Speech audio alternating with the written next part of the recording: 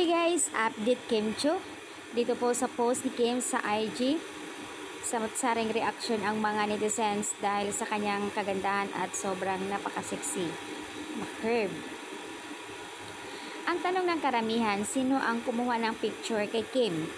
Aba, mga dilulungan naman.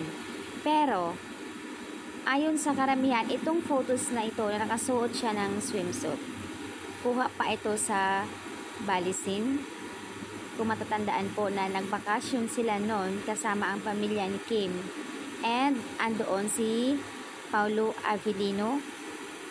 Nakikita yung photos na suot-suot niya na something nakadilaw siya ng polo noon.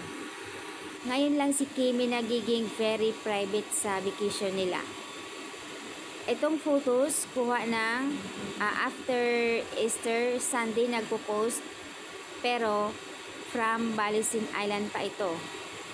Low-key naman sis, matatandaan nyo kasama ito si Pau. Oh. That is a throwback. Yan last year na kasama si Pau.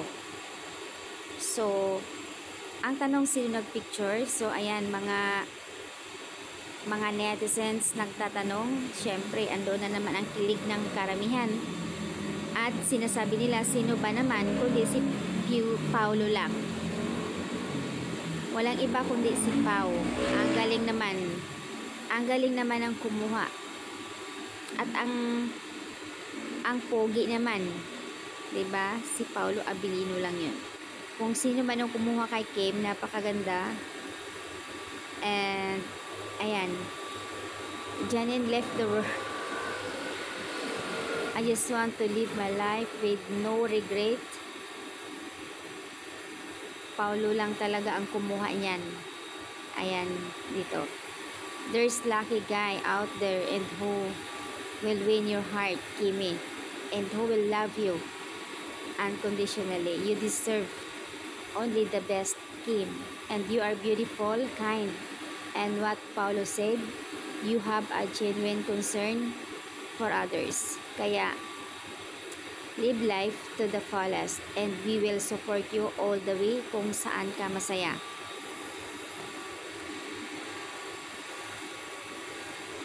Ang sarap lang mag-aalaga talaga ng ganito, lalo na si Paulo na sobrang malalang himlay kay Kimi.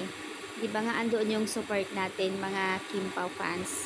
Ang gaan, ang sarap sa pakiramdam na mayroon tayong sinusuportahan na todo bigay din sila. Hindi sila madamot magbigay ng ayuda. Katulad dito, nakasuot si Kim ng swimsuit. Syempre naman, ang hinala na naman natin, ang kumuha ng picture sa kanya si Paulo.